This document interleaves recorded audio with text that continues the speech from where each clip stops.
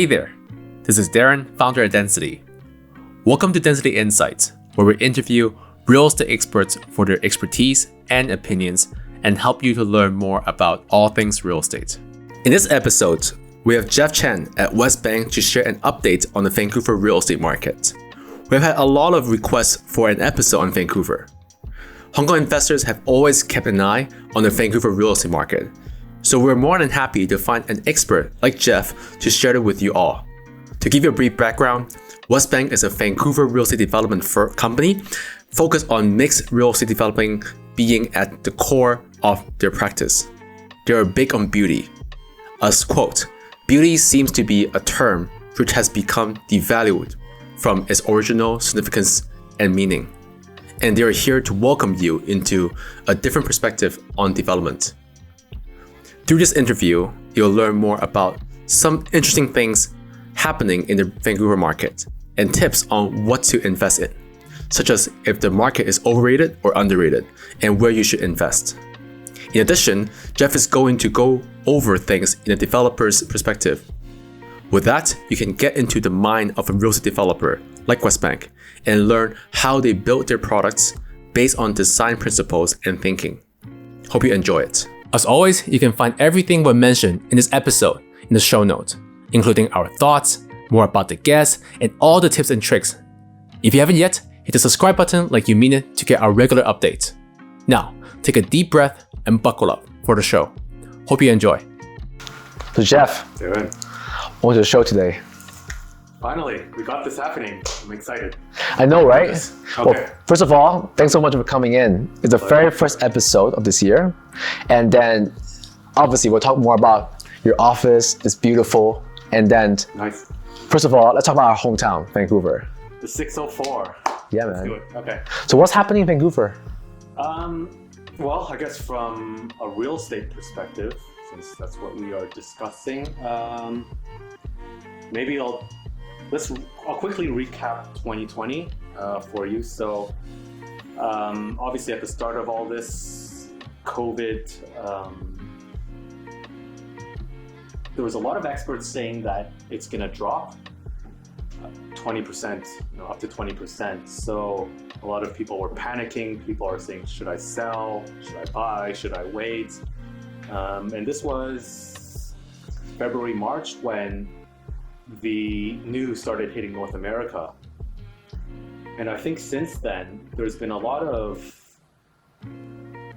twists and turns in terms of what's happened. I think the biggest one being, in fact, instead of dropping 20%, it went up 20% across Canada. So that was almost a shock as we were witnessing this market go from what we thought this to this. Across Vancouver, house prices gone up about 10%. Condos, which is what we call apartments over in North America, they went up about 5%. So this is in Vancouver. Across Canada, it went up about 20% because you have other kind of second-tier cities that is obviously at a lower price point versus Vancouver. So those skyrocketed, and in Vancouver, it still went up. So it's quite an interesting thing to see in any major city. I think if you look at London, Hong Kong even, there was a lot of predictions of it's going to do this, but in fact, it went this way instead. So yeah, that's where we are today. It's interesting because looking back a couple months ago, it is like that. It's like everyone never expect that market goes up. And then how do you think that unexpected spike affected the market? It affected the market in a few ways in terms of people looking. There has been an imbalance of supply. Interestingly, at the end of the year, a lot of valuations went up. And because people were so, cooped up, there was a lot of pent-up demand. And a lot of properties actually went above their valuation prices and asking prices as well. Especially in places like West Vancouver, where the valuations were here, the asking prices were here, and actually sold for this. So in some cases, there were actually bidding wars, which is quite interesting because you only saw this happening 3-4 years ago when the market was booming. Another way that buyers were affected is the drop of interest rates. So we still have record low interest rates. Borrowing money is cheaper than it's ever been. And so that's encouraged a lot of buying activity over in Canada as well. I saw HSBC, for example, they were offering rates at under 1%. That's unheard of. And so people were really jumping on that. There's a term that I heard a lot. It's called Vancouverism. What is that? Vancouverism. Vancouverism is a term that I guess became popular. I don't know when it came out exactly, but maybe 10 years ago. But basically, it's the transition from houses, this city that used to be all houses, there were no high-rise apartments, to more and more of these. Now, obviously here in Hong Kong, you see exhibitions all the time for apartments being sold, and this is happening globally. The fact is, Vancouver is becoming a global city. If you look at the living standards in Vancouver, it's always top 2 or 3 in the world, and internationally, people want to flock there. And Vancouverism is this term whereby cities are being vertical, they're being built that way, but so is incentives for sustainability, more walkways. So we're in Hong Kong, and obviously there's so many deals from around the world, like the Thailand, Malaysia, UK, Canada, and then also Japan and many more, right? So like why Vancouver? Well, I think you ask anyone that's been to the city, they'll go on and on about it. There's so much to love about it. Just the city in general, in terms of the nature that you're surrounded by. You're so close to the ski slopes, some of the best in the world. You're close to the beach, you're close to the ocean. Just your natural surrounding is to die for. But now obviously the city has evolved in terms of the people who have gone there. We have this next generation of people who are innovative, and they want to make this a more beautiful city than what it already is. And so you have companies like Amazon moving in there. They've leased up thousands and thousands of square foot of office spaces. You have a lot of beautiful real estate coming up. You have a scene which is amazing for the film industry. Watch Netflix right now. Most of the films are filmed over in Vancouver. So you have really a lot going for it, and you are really at the center of the world. You're 10 hours to Hong Kong. You're 10 hours to London. You're a couple hours from LA. You're very close to New York. What's not to love about it? I like the fact that our first ever episode is in your office. It's very pretty. Yeah. And then there's a lot of fight for beauty slogan from your company. So yeah, I want to know what's that about? Is that like a buzzword? Like what is that? I think the fight for beauty originated from our founder, Ian, and he's a genius in his own right in terms of how he's put this company together. But what it really is how developers, the same as in Hong Kong, they only stress one thing: maximizing square footage and selling the real estate. We pride ourselves in being very selective and not only creating real estate for profitability. And so everything that we try to do is the opposite of what is a cookie cutter development, a tower on a podium with a balcony. That's a square building. The same as what you see largely here in Hong Kong. Being a worldwide brand, we've been very fortunate to collaborate with the best architects in the world. And what we let them do is use our buildings as a canvas for their craft. So we have a picture that we've put together of all of the buildings, that we've built previously or we have upcoming, and it's basically the city of dreams.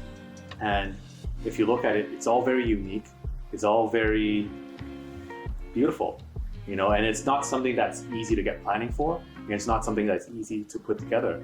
We have to fight for it. You know, we have to fight city planners. We have to fight. We have to really, you know, there's a struggle to put these pieces of art together, and within them, there's a lot of different layers to what goes into our building. And so our buyers aren't just looking for something they can live in. They want something that's an experience. So there's a lot of layers of culture that goes into our properties as well. I can feel like from you talking about it, it's very inspiring because there's so much into it. It's not a simple slogan. And then what are a few projects that you guys are known for? Well, it's not a slogan because you look at, if you look at some of the most beautiful bits of real estate that was built before us, you know, you look at the Chinese Ming Dynasty, you look at Georgian and Victorian London architecture, you look at the Romans, you know, this is beautiful and something that needs to be preserved. And I think that's what we try to, well, anyone that's gone to Vancouver and they've stayed in a luxury hotel, they might know Fairmont Pacific Rim. So we built that back in 2010, just in time for the Winter Olympics. There's 2 Shangri-Las over in Canada, and we built both of them. So there's one in Toronto, there's one in Vancouver. Is a building called Vancouver House, which is really something we did as a gateway to downtown. And we were lucky enough to collaborate with Bjarke Ingels, who's probably the most sought after architect in the world right now. He did his first residential project in North America with us, and that was Vancouver House. It just completed about a year ago. And our manifesto behind that was, it is a total work of art. So when they bought into Vancouver House, we have a gym under there called House Concepts. There's a spinning chandelier that Rodney Graham did right beside the development under Granville Bridge. And it's super cool if you look at it. It comes down twice a day, and it's literally a chandelier that spins. So to answer your question, I think that these upcoming buyers now want something like a Vancouver House where there's several layers to it. What they're buying into needs to be aesthetically pleasing, technologically, and culturally advanced. Back to the point I just said earlier, you know, they're not looking for simple commodity real estate where it's a roof over the head. I think you summarized really well, because I think that's the difference between before and now, in the future too, because a lot of people gravitate towards more substance, right? And I think that's the shift for that. And obviously, next episode, we're talking about more about the projects you have, what's going on. Yes. But before we do, what are some takeaway you want the audience to have? And then let's say if they're interested to talk to you more about what's going on, even your aspiration behind the whole thing and yourself, how would they reach out to you? One thing I'll add is, you know, just on the point of the investment angle, you know, like I said, there's a lot of commodity real estate, but you know, when you look at something I'm really proud of, you know, I've been in the real estate industry for a long time, and I've never seen a product that personally I can be so proud to sell, but something that, you know, on paper has gone up in value a lot more than comparable properties in the area. And by comparables, I just mean another tower versus what we've built. So in some cases, there's been double or triple the capital gain on the same size property. So that's saying a lot. And I'll give you another example, which I'll talk about in our next episode. We're talking about the Oak Ridge. But in 2019, and this goes back to investing in Vancouver, 2019 was a very difficult year for Vancouver real estate because there was a foreigner's tax that was put into place. So you may be aware that if you're not a Canadian, you don't have a Canadian passport, you have to pay 20% on real estate. And this was basically the government's way of controlling the boom that was happening from 2015 to 2018. It just shot up. The market really took a hit. But in our development at the Oak Ridge, because of our brand and people want to be part of something that's very unique to what is coming to Vancouver, we sold about $1 billion worth of real estate there. Whereas the rest of Vancouver's combined, sold about 600 million, 6 to 700 million. So I think that's saying something about buying something that is not just about maximizing square footage. It's about having more and more layers and something that's part of something bigger. The same as, a piece of Van Gogh art. A piece of art in itself, it's beautiful and it's worth admiring. But the value of it only has the value of it because it's Van Gogh. Same with WestBank. So I'm selling a little bit here, but it's absolutely true, and the market stats prove it. So we can talk all day, and obviously, let's go for the projects. Okay. But before that, what's some ways that people can talk to you more, reach out to you, talk about projects and yourself? Well, you can always come up and visit me. We have our gallery here in the Landmark. So reach out, call me, SMS me, email me, contact me any way you want, and I'm happy to share more with you. Yeah, and then I'll obviously put everything in the show notes and obviously your profile as well. Thank you so much, and then let's go to the projects. Thank you, Darren. Thanks for watching. Majority of you don't stick around this far. So we're flattered and truly appreciate your attention. To return the favor, let us tell you our thought on this episode. This episode is pretty awesome. I happen to have lived in Vancouver for a few years, and so Jeff's sharing brought me back a lot of great memories. Jeff shared a lot of great insights and laid out an overview of Vancouver's developments over the past few years. After reviewing the interview, I suggest sending this video to other investors who are looking to allocate their capital through real estate investing to help them on their journey. Additionally, I feel this episode gives the audience a better understanding of how to find the right product that suits them. Even though it's easy to simplify real estate to just put price and reputation, it's subtleties of developers' skill set, point of view, and positioning that make each one stand out on their own. Perhaps with this in mind, you will someday be able to identify some hidden gems others have glossed over. Over the years, I've seen how this product-oriented way of developing is pushing the envelope on tired notions of great properties, uncovering new ways a property can shine. These bold offerings turn out to be amazing, featuring important but sublime considerations like community or experience. It's refreshing to see the real estate industry becoming just a bit better because of what companies like WestBank are doing. We have a more detailed version of our thoughts in the show notes. Beside that, you can find more about the guests and all the tips and tricks we have mentioned in the show note too. Well, what do you think? Let us know in the comment section. Fun fact, do you know that more than 85% of you have subscribed to this show yet? Subscribe now to keep getting good stuff from us. Thanks for watching. What do you think of this episode? Please let us know in the comment below, and be sure to hit the subscribe button to keep in touch with us for upcoming videos. But before we go, I want to give a big shout out to Patina Design Lab. They're the one who help us in making our brand, our direction, as well as these videos. They are a strategic design consultancy firm that help businesses with a wide range of design services, from industrial design, branding, graphic design, art direction, content creation, and many more. They are a very talented bunch, and I urge you to check out their website for their work. That's all for today, and see you next time. Cheers.